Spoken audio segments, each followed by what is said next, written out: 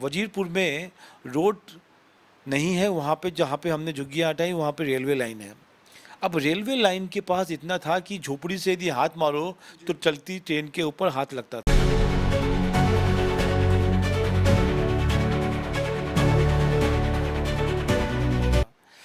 2 foot, 4 foot, 5 foot तक भी वो आ गई थी और एक्सीडेंट होने का बड़ा डर था। फिर ऑर्डर रेलवे का ओर से आया और फिर वहाँ की झुग्गियाँ जो रेलवे लाइन से 10 मीटर की रेंज तक थी उनको हटाया गया, बाकी झुग्गियों को नहीं हटाया गया। जैसा मैंने मद्रासी कॉलोनी में बोला कि नालों के ऊपर से हटाया गया, बाकी किसी को नहीं तोड़ा गया और 189 लोगों को जिनकी झुग्गियाँ हटाई हमने उनको घर दिया।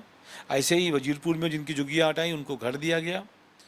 लगभग 600 साढ़े 600 ये झुग्गी क्लस्टर्स हैं छोटे बड़े मिला के, उनमें कोई तोड़ने नहीं जा रहा है। जो ऐसी व्यवस्थाएं हैं, सपोज करो रोड के ऊपर या मूलचंद का पुल है या कोई और पुल बना हुआ है, उसके नीचे 10 झोपड़ी लोगों ने बना ली, तो अब क्या करें, ट्रैफिक लगेगा, आपको ट्रैफिक हटाने के लिए हर दिन दिक्कत करनी पड़ेगी। तो ऐसी जगहों पर जहाँ पे सुप्रीम कोर्ट का, हाई कोर्ट का, रेलवे का या ऐसी अवैध रोड की जो रोड पे ही झुग्गियाँ बन गई हैं तो उनको हटाया जाना चाहिए। नमस्कार दर्शकों, आप देख रहे हैं सनसनी रिपोर्टर। मैं हूं वीरेंद्र गुप्ता। देखिए, दिल्ली में इस समय हलचल बहुत तेज़ है। जब से बीजेपी सत्ता में आई है, दिल्ली की एक तरफ तो कायाकल्प हो रही है। हाँ, बुलडोज़र एक्शन भी चल रहा है, लेकिन बहुत से, जैसे कि दिल्ली में दावे हैं बीजेपी के, विकास कार्यों ने करना है, दिल्ली को सुंदर बनाना है और दिल्ली को अपने देश की नहीं बल्कि विश्व की एक सर्वश्रेष्ठ राजधानी के रूप में बनाने का संकल्प है बीजेपी का। और ये बात मैं नहीं कह रहा हूँ, बीजेपी के आप संकल्प पत्र देख लीजिए, उनके प्रवक्ताओं के आपने जो भी भाषण सुने होंगे या उन्होंने जो संकल्प दिया होगा या उनके घोषणा पत्र में भी यही बातें इंगित कर रही हैं। आज हमारे साथ मौजूद हैं बीजेपी दिल्ली प्रदेश के मुख्य स्पोक्सपर्सन शुभेंदु शेखर अवस्थी जी। आज हम इनसे जानने वाले हैं कि दिल्ली में क्या क्या परिवर्तन आए हैं। सर जी, बहुत बहुत स्वागत है आपका। नमस्कार, सनसनी रिपोर्टर्स न्यूज़ को जी बहुत बहुत बधाई है हमारी। और आपका पहला प्रश्न ये है कि दिल्ली में क्या परिवर्तन आया है। जी बिल्कुल। तो अब दिल्ली में कोई बहाने नहीं है, जी अब बदलाव की राजनीति हो रही है। जो दिल्ली की मुख्य सड़कें हुआ करती थी, जिसको हम ring road, outer ring road या और कई बड़ी चौड़ी सड़कें, उसमें भी इतने गड्ढे हो गए थे कि गाड़ी चलाना ऐसा लगता था कि गड्ढों के बीच में से गाड़ियाँ निकल रही हैं। आपने पहले 90 दिन में, 100 दिन में देखा कि वो सब सड़कें ठीक हो गई हैं और कहीं पर यदि मेट्रो का काम चल रहा है तो वो भी ठीक हो रही हैं, रोड को बिल्कुल क्लीन कर दिया गया है। साथ में जो काम वर्षों से नहीं हुए, मेरा मानना है कि लगभग 8 साल से नालों की लीद नहीं हटाई गई थी। अब नालों की लीद हटाना, 8 साल का लीड, तो नाले बिल्कुल बंद हो गए थे, पानी ऊपर से बहता था। तो उसका एक बड़ा काम निकाला गया और हमको लगता है कि हमने टारगेट लिया था कि 30 जून तक हम सभी नालों की सफाई कर लेंगे, पर हम नहीं भी साफ़ कर पाएंगे तो हम अपने टारगेट से थोड़ा बहुत कम रह जाएंगे। पर हम बहुत अच्छा काम करके नालों की सफाई कर रहे हैं और आपने देखा होगा पूरे दिल्ली में नालों के बगल में जो लीद निकाली गई थी, जो कई कई दिन तक रुकी होती थी, वो 24 घंटे में हटाने का भी काम किया है हमने। पहले तो नाले खाली किए गए हैं, उसकी फिर लीद निकाली गई है और उसको भी डिस्पोजल किया गया। कारण यही था पानी भरने का दिल्ली में। अचानक पानी क्यों भरने लगेगा, जब नाले ही भरे होंगे तो पानी ऊपर से आएगा, नाले से पास नहीं होगा। तो इन सब चीज़ों को जो मूलभूत चीज़ें थी उसको ठीक करने के लिए कोशिश की गई। अभी देखिए, परसों एक नरेला में बस अड्डा तैयार किया गया। 90 दिन में कभी आपने सुना है कि चार्जिंग स्टेशन के साथ बस अड्डा चालू हो गया हो। 75 रूट पे बस चलेंगी, 250 बसें हम उनको दे चुके हैं जो वहाँ से चालू होंगी। केसरिया कलर की बसें हैं, देखने में भी बहुत अच्छी लग रही हैं, देवी बसें भी हैं, इलेक्ट्रिकल बसें हैं। तो मेरा मानना है दिल्ली के अंदर सभी क्षेत्रों के अंदर जहाँ पे आपको विजिबल हो रहा है कि ये दिख रहा है बनते हुए, वो तो दिख ही रहा है। कुछ चीज़ों में और अभूतपूर्व चेंजेस लाने हैं। अभी पूछे हम लोगों ने कुछ आरोग्य मंदिर का उद्घाटन किया है, 17-18 और होने वाले थे, जल्दी हम वो करेंगे। तो लगभग हम 1100-1200 आरोग्य मंदिर दिल्ली में चालू करेंगे, जिसके माध्यम से उन आरोग्य मंदिर के अंदर सभी बीमारियों का इलाज होगा। कैंसर से जुड़ी हुई बीमारियां भी वहाँ पे देखी जा सकती हैं और फिर आगे सीनियर हॉस्पिटल में उसको भेजा जा सकता है, स्पेशलिस्ट हॉस्पिटल में भेजा जा सकता है। जहाँ पहले खांसी जुकाम की दवा मिलती थी, वहाँ पे लगभग 40 प्रकार के अलग अलग बीमारियों का इलाज हो रहा है। और हर डिस्ट्रिक्ट में एक बड़ा हम हॉस्पिटल डेवलप कर रहे हैं, आरोग्य मंदिर, जिसमें हम महिलाओं को यदि डिलीवरी टाइम के लिए प्रसूति घर चाहिए तो उसका भी उपयोग कर सकती हैं। तो ये नई दिल्ली है, नया विज़न है मोदी जी का, रेखा जी का, और एक स्वस्थ दिल्ली, स्वच्छ दिल्ली, और सबसे बड़ी बात सबसे आगे दिल्ली, इसके प्रयास में भारतीय जनता पार्टी लगी हुई है। सर, आपने बोला कि जो देखिए, आप भारत विकास करे, देश की राजधानी विकास करे, इससे किसी को कोई परहेज नहीं है। वो सभी चाहते हैं, सबकी दिली इच्छा होती है कि अपना जो दिल्ली प्रदेश है वो विकास के मामले में अव्वल रहे। लेकिन कुछ इस समय जैसे कि आप देख रहे हैं कि बुलडोज़र की कार्रवाई चल रही है, तो हम ये भी जानना चाहेंगे कि जो दिल्ली के विकास का रास्ता है, वो जो झुग्गीवासी हैं उनका सीना चीर कर निकलने वाला है क्या? देखिए, ये एक लोगों ने कई रील चलाई। जी। आपको 2-4 एग्जाम्पल देता हूँ। पिछले बार पानी बहुत भरा, और पानी जब बहुत भरा तो पता लगा कि कुछ एरिया ऐसे हैं जहाँ पे नालों के ऊपर झुग्गियाँ बन गई हैं। जी। और यदि वो नालों के ऊपर झुग्गियाँ बन गई हैं तो पानी पास की होके यमुना की ओर नहीं जा पा रहा है, इसके कारण पानी भरा है, जैसा कि मद्रासी कॉलोनी में आपने देखा। तो सुप्रीम कोर्ट को रिक्वेस्ट किया गया, सुप्रीम कोर्ट ने पूछा कि भाई यहाँ पे पानी क्यों भरा पिछली बार। तो हाई कोर्ट और सुप्रीम कोर्ट में इन्होंने एक एफिडेविट लगाया कि भाई वहाँ पे अवैध कुछ झुग्गियाँ बन गई हैं, और फिर सुप्रीम कोर्ट, हाई कोर्ट ने ऑर्डर किया कि इन झुग्गियों को हटाइए, एटलीस्ट उन झुग्गियों को हटाइए जो नाले के ऊपर बन गई हैं, जिससे कि हम अगल बगल से रोड निकाल कर सफाई की व्यवस्था कर सकें।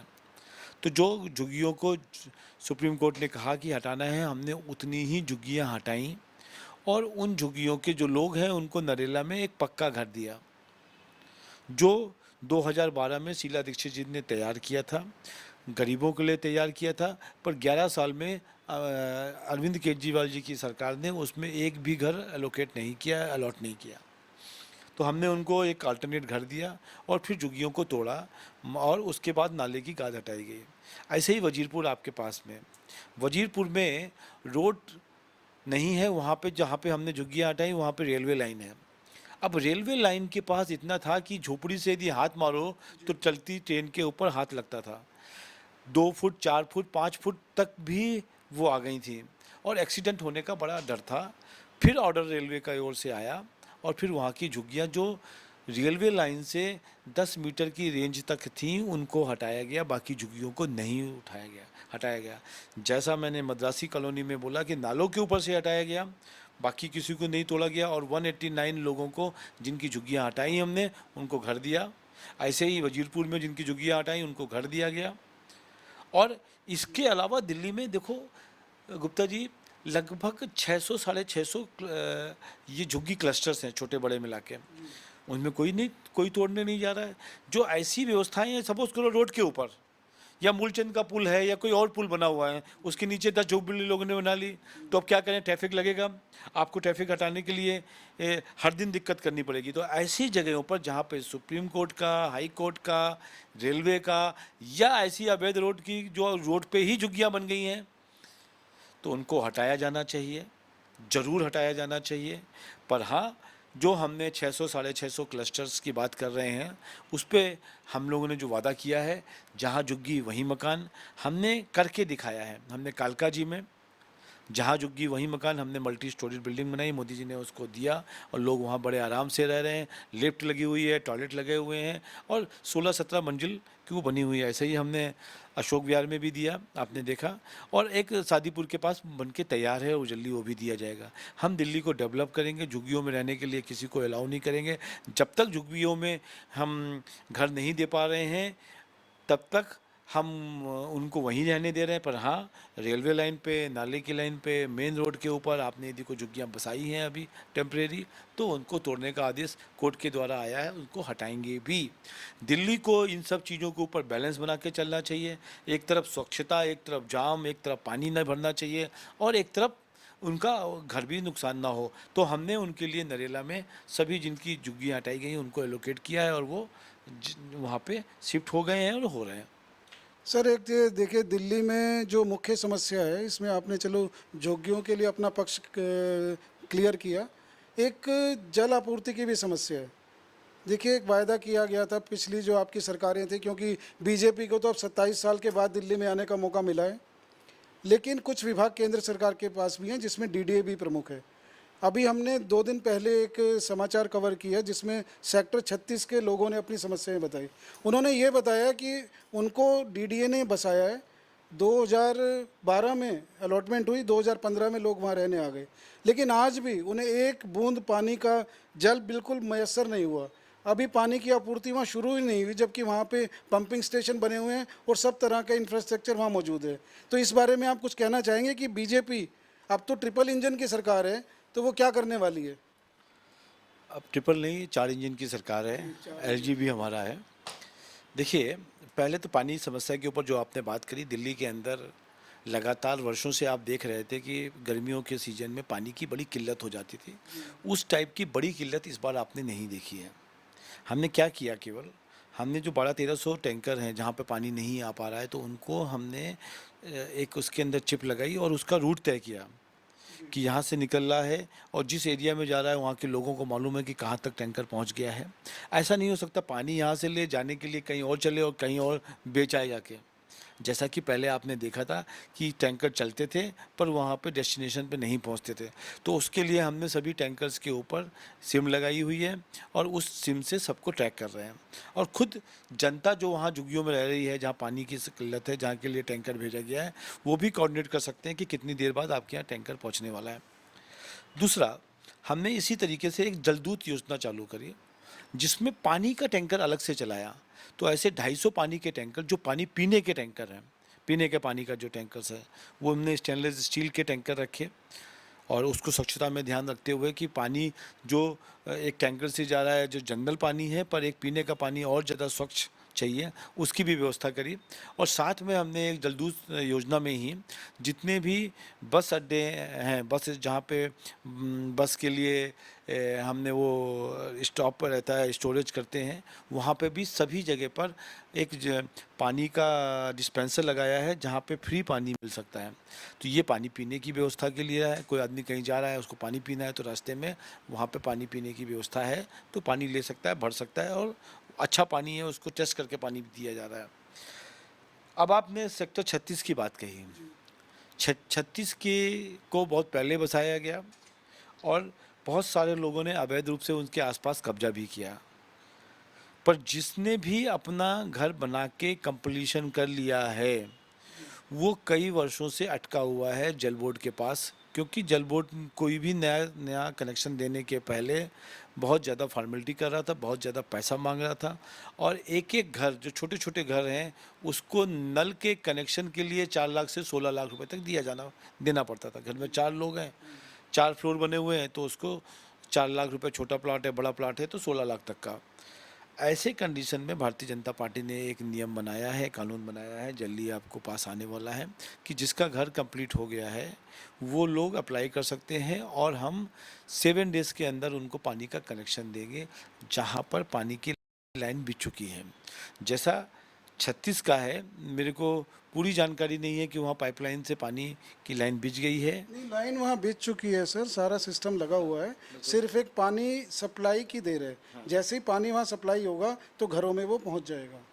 तो जैसी मेरी जानकारी के हिसाब से है, ये सिस्टम को अब चालू किया जाना है।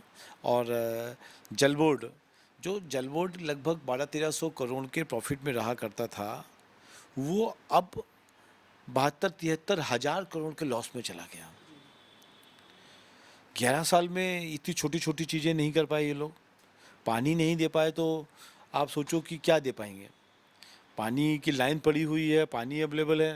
भाई रोहिणी सेक्टर 36 में पानी की कोई कमी तो है नहीं, 24 घंटे पानी है, हैदरपुर प्लांट से पानी आता है।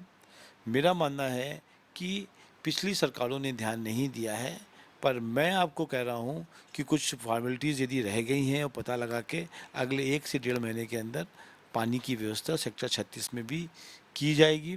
वहाँ के एमएलए साहब से बात हो रखी है हमारी, और उन्होंने कहा है कि इसको हम जल्द पूर्ण करते हैं। डीडीए से भी कुछ एनओसी से चाहिए जल बोर्ड को, वो सब लेके उस काम को पूरा किया जाएगा। तो सेक्टर 36 और सेक्टर 37 के लोग उम्मीद रखें कि उनके अच्छे दिन आने वाले हैं। उनके अच्छे दिन आ गए, सुनते प्रॉपर्टी रेट बहुत बढ़ गया है वहाँ पे। नहीं, उनका ये कहना है कि जो उनके जिनको ओरिजिनल अलॉटी हैं वो अपना घर को ताला लगाकर किराए के मकान में रह रहे हैं। हमने खुद जाकर वहाँ पर देखा था कि लोगों को बहुत दिक्कत है और पानी की एक बूंद पिछले वो, क्योंकि देखिए आप पिछले 10 साल से केजरीवाल जी की सरकार थी लेकिन उन्होंने कोई काम नहीं किया, उन लोगों ने कोई उम्मीद भी नहीं रखी। लेकिन बीजेपी की सरकार के आने के बाद उन्हें बहुत उम्मीदें हैं कि बीजेपी थोड़ा सहानुभूति रखेगी और उनको जल उपलब्ध कराएगी।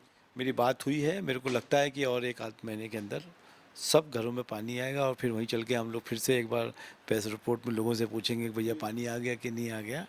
और कुछ फॉर्मेलिटीज़ इसको डीडीओ को करनी है जल बोर्ड के लिए कि वो एरिया पूरा उन्होंने एलोकेट कर दिया है, सब कुछ हो गया चेकिंग का। मेरे को लगता है वो 1 महीने में उस प्रक्रिया को पूरा कर लेंगे। चलिए जी, आप चलते चलते एक प्रश्न आपसे और पूछना चाहेंगे। देखिए आज केजरीवाल जी ने रैली की, आपको भी पता है, पूरी दिल्ली को पता है, और वो जैसे कि देखिए कहीं से पंजाब में अभी तक छुपे हुए थे लेकिन अब निकल कर आए हैं और पुराने अंदाज में आजकल वो दिखाई दे रहे हैं। उन्होंने जो है बिल्कुल जो अभी जंतर मंतर में रैली की उसमें झुग्गीवासी ज़्यादातर थे मौजूद।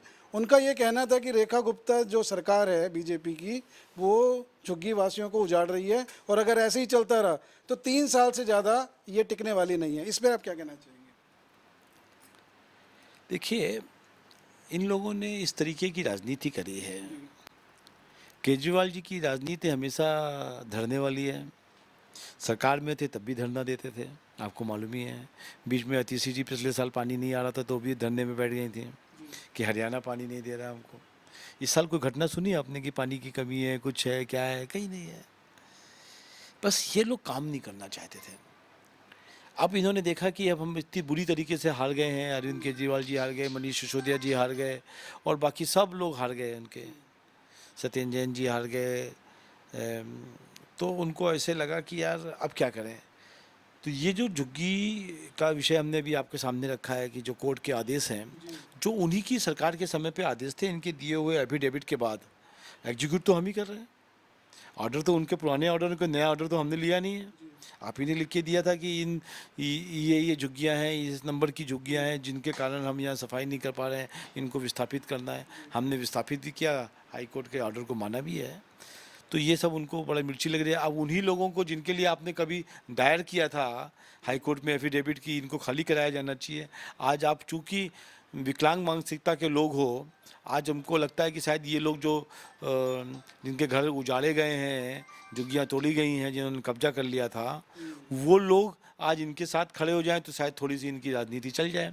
इसके लिए अरविंद केजरीवाल जी कर रहे हैं। आज सुनते नहीं है कि 1000-1100 लोग भी आए हैं वहाँ पे, और जंतर मंतर पे जिस आंदोलन की बात ये कर रहे हैं उसमें यदि 500-1000 लोग नहीं आ पाया भारतीय मतलब आम आदमी पार्टी का या झुग्गी वालियों का, सब मिला के इतने लोग पहुँचे, तो दुर्भाग्य है अरविंद केजरीवाल का। उनको कोई सुन नहीं रहा, उनको कोई पूछ नहीं रहा है। तो थोड़ा सा और मिर्चा मसाला लगाएं, एक आंदोलन खड़ा करें जिसमें लोग उनकी सुने। पर अब मेरे को लगता है कि वो बुझे हुए पटाखे हैं ना, वो जल सकते हैं। फुलझड़ी होती है जो जल जाने के बाद हम लोग फेंक देते हैं, ये स्थिति है उनकी। और दिल्ली की जनता ने तो पूरी तरीके से उनको नकार दिया है। जो थोड़ी बहुत सीटें आई थी, यदि अब चुनाव हो जाए तो वो भी नहीं आएंगी, क्योंकि कुछ लोगों को लग रहा था कि अरविंद केजरीवाल जी को हटाना बड़ा मुश्किल है, तो इसलिए हो सकता है उनको वोट मिला हो। पर अब यदि दोबारा चुनाव होता है तो उनको 2-4 सीट भी नहीं आएंगी। अब मैं कहना चाहता हूँ केजरीवाल जी अब बहुत अच्छे विपक्ष की भूमिका निभाई है। हमारी कमियां निकाल के हमको बताइए जिससे कि हम उसको ठीक कर सकें। तो दर्शकों, ये थे शुभेंदु शेखर अवस्थी जी, बीजेपी के प्रवक्ता, और इन्होंने देखिए सभी विषयों पर हमने इनसे खुल के बातचीत की है और इन्होंने अपने विचार भी अपने खुलकर प्रकट किए हैं। दोस्तों, आपको क्या लगता है कि बीजेपी अपना रुतबा कायम रख पाएगी या केजरीवाल जी फिर से जनता को भरमा कर फुसला कर कामयाब हो सकेंगे। अपने विचार हमें आप अपने कमेंट्स के माध्यम से बता सकते हैं। देखते रहिए सनसनी रिपोर्टर। मैं वीरेंद्र गुप्ता, कैमरामैन मुन्ना भाई के साथ।